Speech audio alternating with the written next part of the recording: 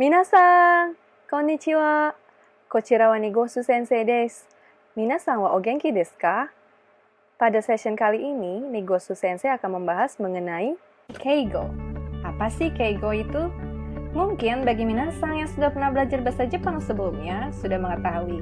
Tetapi bagaimana dengan minasan yang belum tahu? Jangan khawatir, ikuti terus Nigosu Sensei ya.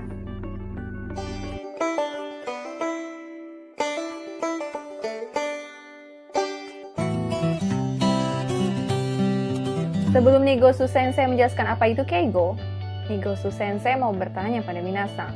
Minasan pernah dengar istilah ngoko, kromo, dan kromo inggil? Itu loh, istilah ragam hormat dalam bahasa Jawa yang artinya bahasa Jawa berdasarkan tingkatannya, baik biasa sampai bentuk paling hormat atau halus. Minasan, tahu nggak sih? Di dalam bahasa Jepang juga ada loh bahasa yang dibagi berdasarkan tingkatannya, mulai dari tingkat biasa sampai tingkat hormat atau tingkat halus. Berdasarkan hubungan antara si pembicara dengan si lawan bicara. Keigo adalah bahasa hormat di dalam bahasa Jepang yang mana penggunaannya berbeda-beda. Supaya gampang dicerna, mari kita analogikan Keigo sama dengan kromo inggil. Sebelum adanya Keigo, zaman dahulu di Jepang, semua sistem pemerintahannya diadopsi dari sistem pemerintahan Cina, termasuk juga aksara atau huruf Jepang. Pada zaman Nara, tahun 710 sampai tahun 794, awal mula Jepang mulai memiliki huruf-huruf, walaupun masih adopsi dari huruf Cina.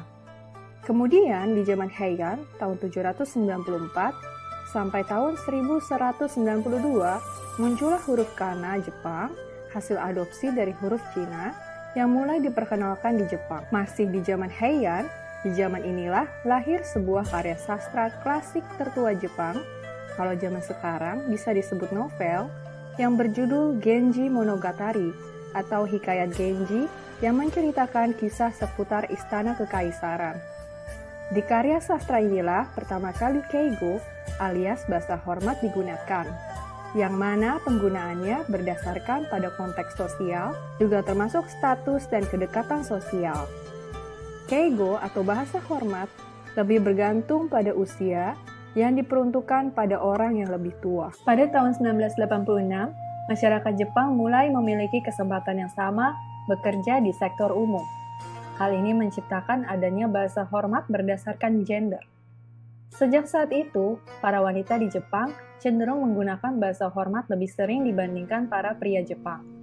Selain itu, bilingualisme atau kondisi di mana bahasa daerah dan bahasa nasional Jepang digunakan bersamaan oleh masyarakat Jepang juga ikut memberikan kontribusi pada Keigo. Ketika bahasa nasional telah dikuasai, sistem Keigo akan menghilang dari setiap dialek bahasa daerah. Sejak Perang Dunia II, penggunaan Keigo telah berubah fungsinya. Keigo cenderung digunakan pada komunikasi bisnis. Keigo telah berubah sistem dari sistem absolut atau mutlak menjadi sistem relatif atau tidak mutlak. Dengan memperhatikan sejarah Keigo Jepang, perubahan sistem Keigo absolut menjadi sistem Keigo relatif tidak bisa diabaikan. Contoh dari perubahan sistem ini adalah penggunaan kata ayah. Ketika seorang anak memanggil ayahnya, ia akan menggunakan kata oto-sama. Oto-san. Kenapa menggunakan oto-sama, bukan oto-san? Karena sebutan ayah dengan menggunakan kata oto-sama lebih hormat lagi dibandingkan oto-san. Akan tetapi, ketika anak ini berbicara dengan orang lain, ia akan menyebut kata ayah dengan chichi. Kesimpulan yang dapat kita tarik dari penjelasan sebelumnya, sistem Keigo dimulai sejak kemunculan karya sastra Jepang, Hikayat Genji atau Genji Monogatari. Keigo pada waktu itu digunakan di wilayah kerajaan. Jelas, Keigo digunakan berdasarkan pada konteks sosial dalam bentuk hubungan status sosial antara keluarga kerajaan dengan orang biasa. Seiring dengan berjalannya waktu, Keigo kemudian digunakan berdasarkan pada status sosial dalam pemerintahan, yang berarti ragam bahasa yang digunakan oleh pemerintah berbeda dengan yang digunakan oleh orang biasa. Persamaan yang mendasar antara keigo zaman dulu dengan zaman sekarang adalah keigo digunakan berdasarkan pada perbedaan status sosial.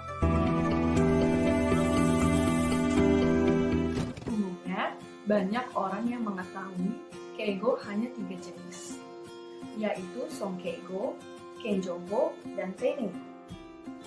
Tahukah minasan kalau ternyata keigo bukan hanya 3 saja, tetapi ada 5. Berdasarkan temuan Nigosu Sensei, ternyata Dewan Kebudayaan Kementerian Pendidikan Jepang bagian subkomite bahasa Jepang alias Monkasho Bunka Shingikai Kokugo Bunkakai pada tahun 2007 mempublikasikan pedoman keigo yang semula hanya 3 jenis menjadi 5 jenis.